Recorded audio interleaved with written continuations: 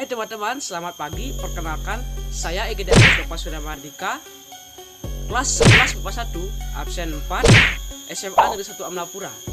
Di sini saya akan memaparkan tentang video ini. Sebagian besar video ini mencakup tentang hukum. Maka dari itu saya akan menyinggung sedikit tentang negara hukum. Di Indonesia, istilah negara hukum secara konstitusi telah disebutkan pada UUD 1945. Penggunaan istilah negara hukum mempunyai perbedaan antara sebelum amandemen dan sesudah amandemen. Sebelum amandemen berbunyi bahwa Indonesia adalah negara yang berdasar atas negara hukum. Sedangkan setelah amandemen berbunyi negara Indonesia adalah negara hukum.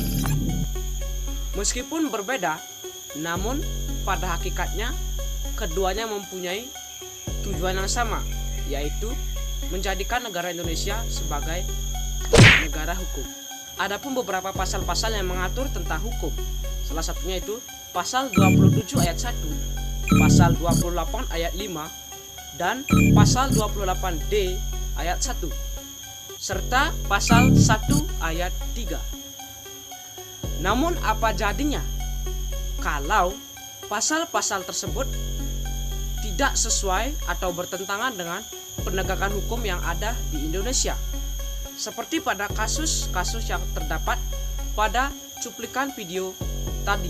Banyak dari kasus-kasus yang terdapat pada video tadi sedikit melenceng dari kata hukum. Dan ada juga satu kalimat yang sangat penting, yaitu tajam ke bawah, tumpul ke atas. Di sini bisa dibuktikan pada kasus-kasus yang terdapat dari video tersebut, yaitu kasus yang pertama, Nenek Asyani umur 63 tahun divonis 1 tahun penjara karena dituduh mencuri kayu jati. Yang kedua, Nenek Minah 55 tahun mencuri 3 buah kakao yang harganya tidak lebih dari 10.000. Yang ketiga ada Nenek Sutati Soekarno 78 tahun yang dituduh menyerobot rumah dinas pegadaian.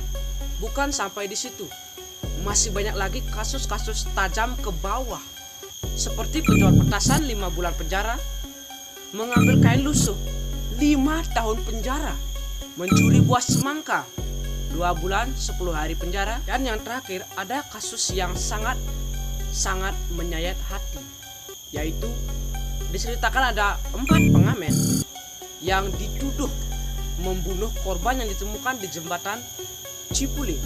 Mereka dipaksa mengaku dan akhirnya ditahan 3 tahun penjara tanpa bukti yang kuat.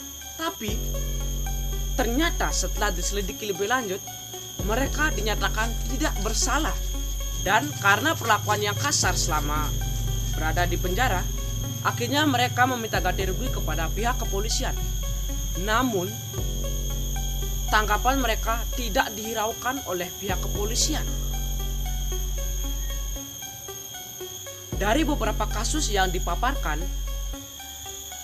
bisa terlihat seberapa rendahnya keadilan hukum yang ada di Indonesia.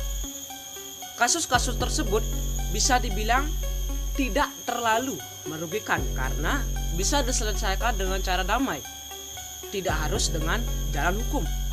Kalaupun dengan hukum, maka perlakukanlah mereka dengan baik, sewajarnya, seperti layaknya tahanan-tahanan korupsi seperti Setia Novanto yang diperlakukan dan diberikan fasilitas yang mewah. Namun kenapa jika orang miskin, orang-orang kasta bawah diperlakukan dengan tidak wajar? Padahal telah dinyatakan dalam pasal 28D bahwa hukum itu harus setara, tidak memandang kasta, tidak memandang rupa. Seperti pada halnya kasus 4 pengamen yang ditahan 4 tahun, itu belum ada bukti sama sekali. Namun kenapa dari pihak kepolisian menuduh tanpa bukti? Dan ketika dimintai ganti rugi, kenapa Anda dari pihak kepolisian tidak menghiraukannya?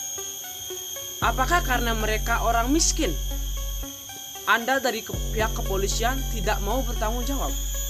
Sedangkan kasus Gisel yang sudah terbukti bersalah, namun sampai sekarang belum terselesaikan. Apakah karena dia orang kaya sehingga dengan segala cara berusaha untuk menutupi kesalahannya? Di manakah letak makna sila kelima? Apakah ini yang dinamakan negara berdasar hukum yang adil? Jadi dimohon untuk pemerintah agar tidak membeda-bedakan semua warga negara Indonesia. Dimohon untuk pemerintah agar menyetarakan hukum di mata seluruh warga Indonesia, bahwa hukum itu sama, baik itu kepada orang miskin, orang kaya, pejabat, ataupun orang-orang penting. Hukum harus berlaku sama. Sekian dari saya, I am Nova Surya, and until next time, stay blessed.